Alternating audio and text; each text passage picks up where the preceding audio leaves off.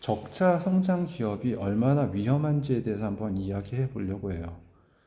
제가 투자했던 회사인데 아미리스라고 동전주죠. 1달러 사이에서 왔다 갔다 했던 건데 제가 이 회사를 투자하려고 했던 이유가 뭐냐면 스쿠알렌이라는 게 있어요. 이게 항산화 물질로 알려져 있는데 상어 간에서 보통은 상어 간에서 추출해요. 이게 아마 상어의 40%가 간으로 이루어져 있고 이 이것 때문에 유일하게 암에 걸리지 않는 동물이 상어라고 하더라고요. 어쨌든 여기서 추출하는 건데 이게 지금 일본에서 해양에다가 오염수를 뿌리려고 하잖아요. 그래서 이런 것 때문에 이걸 대체로 사탕수수에서 대체하는 거거든요. 사탕수수에서 추출한 물질 갖다가 상어 간 물질을 대체할 수 있는 거예요. 그래서 아주 성장성이 높고 그리고 올해 공장 증설을 통해 가지고 3분기부터는 매출이 실질적으로 된다라고 발표를 했었거든요. 올 초에. 그래서 그걸 믿고 기다리고 있었는데 갑자기 상장 폐지 통보를 받았어요.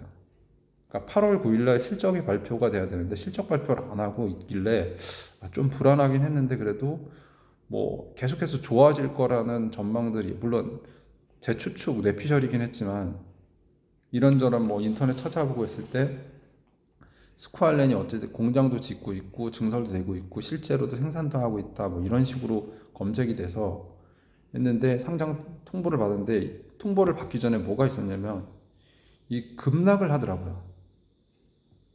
통보 발표 전에 급락을 하게 사실은 이게 좀 불안했어야 되는데 그리고 제가 좀 더 면밀하게 봤어야 되는데 테슬라 같은 그런 생각을 했던 것 같아요. 테슬라 같은 경우도 그 성공을 할 수 있었던 배경 자체가 금리 인하기에 테슬라가 일어선 거거든요.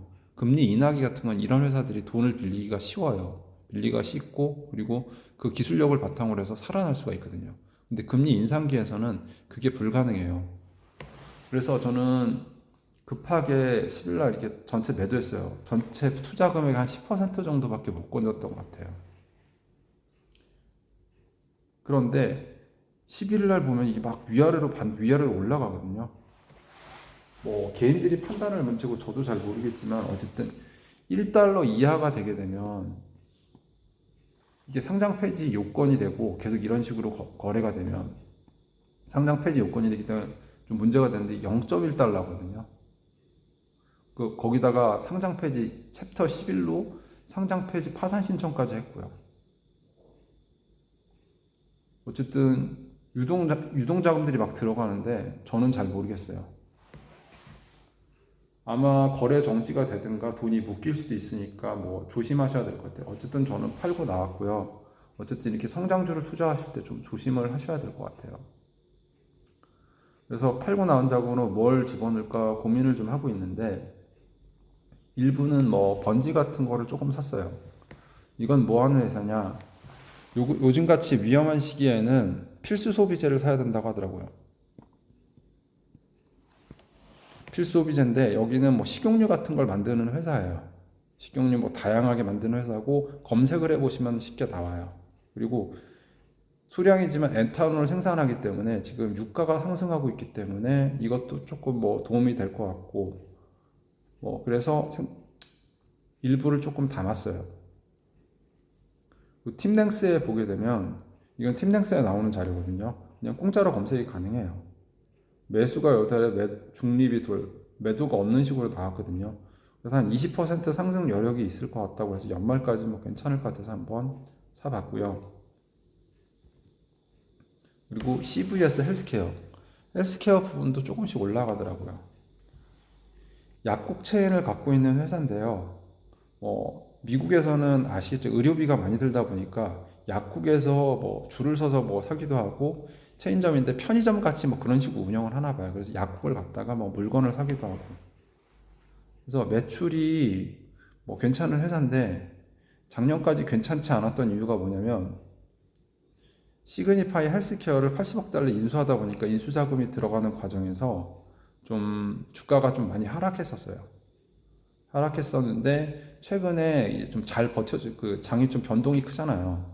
근데 그 중에서 잘 버텨주더라고요. 그래서 찾아보니까 매수 의견이 많고 그리고 중립도 있는데 매도 의견은 없는 것 같아요. 이것도 팀랭스에서 공짜로 볼 수가 있고요. 평균 한 20% 정도 상승 여력이 있다라고 해서 일단 담게 됐어요. 매출이 이렇게 꾸준히 이렇게 올라오고 있고 그 8월 2일 날 발표도 괜찮아가지고 잘 버티더라고요. 그리고 여기 보게 되면 배당도 지금 한 3% 정도 지금 7월 달 발표 기준 배당 낙일 기준 3% 정도 주고 있기 때문에 채권이나 국채나 아니면 채권가를 사기면 4, 5% 이상 주는 것도 있지만 뭐 괜찮은 것 같아서 일단 담게 됐어요. 그리고 오랫동안 주주로 있었던 인텔 같은 경우도 지금 보면 적자라서 최근 그 한 4월 달 정도에 많이 떨어졌었거든요. 많이 떨어졌었는데 이제 반등을 하는 것 같아요. 턴어라운드가 진짜 오는 건지는 정확히 모르겠지만 어쨌든 팻겔싱어가 취임하고 2년 정도 되다 보니까 좀 회사를 한 7, 8개를 정리를 했다 그래야 돼요. 어쨌든 비용 절감이 된 것 같고 그리고 최근에 들리는 소식들이 뭐가 있냐면 저는 전문가는 아니지만 보드나라 같은 경우 유튜브 감자나무 기자님 얘기하시는 거 들어보면은 지금 턴어라운드 될 것 같고 하반기에는 많이 좋아질 거라고 해요. 그래서 어떤 전문가분들 같은 경우는 그 전체 매출액 같은 경우 인텔이 그 올해는 별로 좋지 않을 거라고 연초부터 예상을 했었거든요. 근데 이 보드나라 그 내용을 보게 되면 하반기는 괜찮아질 거라고 해요. 그리고 이 아크 GPU가 영상 편집용으로 많이 팔린다라고 하더라고요. 팔리는 이유가 보니까 게임용으로 보게 되면 3060 Ti 정도 성능밖에 안 돼요. 근데 이거랑 가격이 비슷하거나 이렇게 되거든요. 그리고 전기는 조금 더 먹는다고 하는데 그건 그렇게 중요해 보이진 않고. 근데 영상 편집용으로는 얘가 3080이랑 맞먹거나 조금 더 위에 있다라고 하더라고요.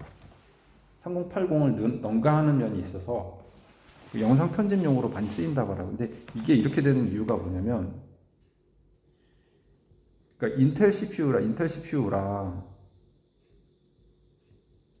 그 GPU가 어떻게 이 안에 그 내장 그래픽이 있거든요.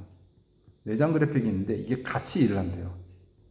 그래서 이 상승작용을 내기 때문에 이게 3080보다도 더 좋은 영상 편집에서 더 좋은 성능을 낸다라고 하더라고요.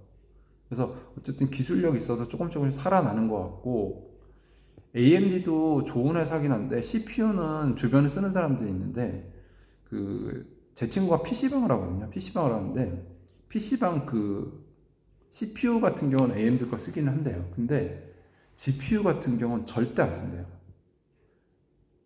그러니까 개인적으로는 AMD GPU를 쓰시는 분들이 주변에 있는데 이런 회사나 어쨌든 영업장 같은 경우 안 쓰는 이유가 대량으로 맞춰야 되잖아요. 대량으로 맞췄을 때 위험 부담이 좀 있나 봐요.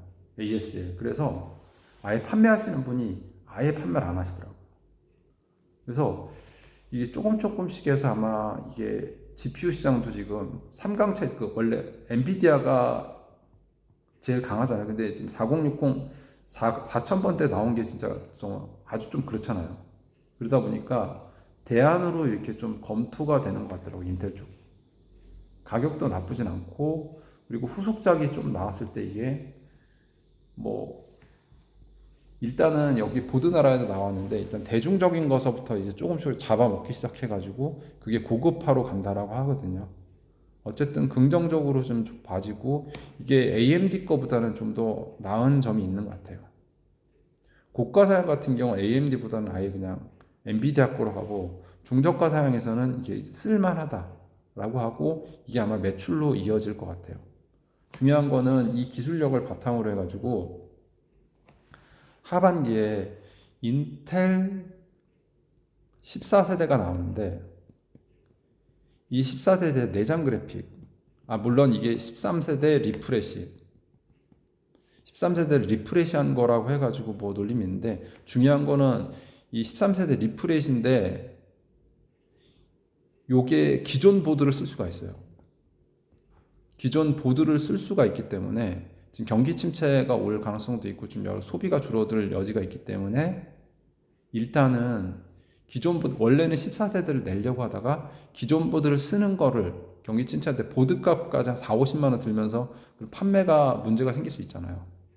어쨌든 성능만 올라가면 되잖아요. 13세대 리프레시라고 하더라도 지금 문제되는 게 발열이라든가 발열, 성능은 좋은데 발열이 문제였거든요. i7 위급으로 가려면 무조건 그 순행을 달아야 되거든요. 순행을 달아야 되는데 공랭으로는 해결이 안 된다고 하더라고요. 안 되는데 이게 공랭으로 해결이 가능한 13세대 리프레시 14세대가 나온다고 하면 충분히 가능할 것 같고, 그리고 노트북용으로는 노트북이 그냥 원래 14세대 내려고 했던 뭐 메테오리언인지 뭐 그런 걸 내게 되면, 그리고 내장 그래픽이 아마 좀 더 좋은 게 나올 거라고 하거든요. 뭐 그런 얘기가 있어서 그런지 뭐 아직까지는 뭐 큰 변화, 변동폭이 좀 컸거든요. 근데 좀 안정적으로 좀 변하고 있는 것 같아요. 그래서 지금 이제 매수해도 되지 않을까라고 해서 조금씩 늘려가고 있거든요. 근데 좀 손해를 봐가지고 큰 돈을 집어넣기는 좀 그런데, 어쨌든 여러분들 좀 생각을 해보시고 그 성장주를 함부로 투자하는 거에 대해 조심을 하고 당분간은 좀 대기업, 좀 큰 기업들 위주로 좀 투자를 해보는 게 좋지 않을까라고 생각을 해서 제작을 하게 되겠습니다. 이상입니다.